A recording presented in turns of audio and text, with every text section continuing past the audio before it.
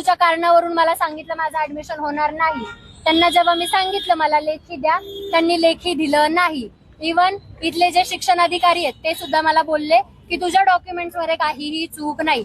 Document जर चूक तेव्हा झाली असती जेव्हा मी डॉक्युमेंट्स वेगळे भरलेत आणि फिजिकल डॉक्युमेंट्स मी दुसरे दिलेत. ही डॉक्युमेंट्स मधली चूक काय आहेत आणि काय प्रकार आहे? सर, पहिली मागणी आमची अशी आहे की सिंहगड कॉलेजचे जे प्राध्यापक आहेत नितीन भंडारी आणि शिल्पा गायकवाड यांना निलंबित करा, जेणेकरून असा पुढे प्रकार घडणार नाही. माझ्यासोबत जे झालंय ते बाकीच्या विद्यार्थ्यांसोबत होऊ नये. सर्व जे प्राध्यापिका असे हुल्लडबाजी करतात त्यांना चांगला चोप बसावा, जेणेकरून महाराष्ट्र गव्हर्नमेंटने असं उदाहरण सेट करावं. दुसरी मागणी आमची अशी आहे की तुम्ही जो 5वा राऊंड सीएटी सेलने आम्हाला दिलाय तर 5व्या राऊंड सोबत जागा सुद्धा द्यावी. 4थ्या राऊंड मध्येच तुम्ही मॅनेजमेंटचे सीट भरलेले आहेत, मग आम्ही 5व्या राऊंडचं काय करावं?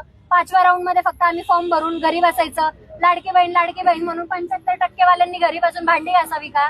तुम्ही आम्हाला जागा सुद्धा द्याव्यात. 5वा राऊंड देताय तर जागा सुद्धा द्या. तिसरा आणि सगळ्यात महत्वाचा मुद्दा म्हणे आम्ही डोनेशन भरण्याच्या अवस्थेत नाही. 10% श्रीमंत माणसांचा विचार करून 90% जे शेतकरी आदिवासी जे घटक आहेत त्यांना डावलून चालणार नाही. तुम्ही फ्री शिक्षणाची तरतूद करा. आम्हाला ऍडमिशन घ्यायचंय, आमचा हा मूलभूत अधिकार आहे.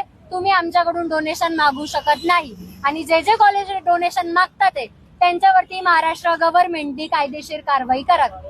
विद्यार्थी आहोत, आंदोलन करण्याचा अधिकार संविधानाने आम्हाला दिलेला आहे. ही न्याय व्यवस्था आमच्यासाठी आहे.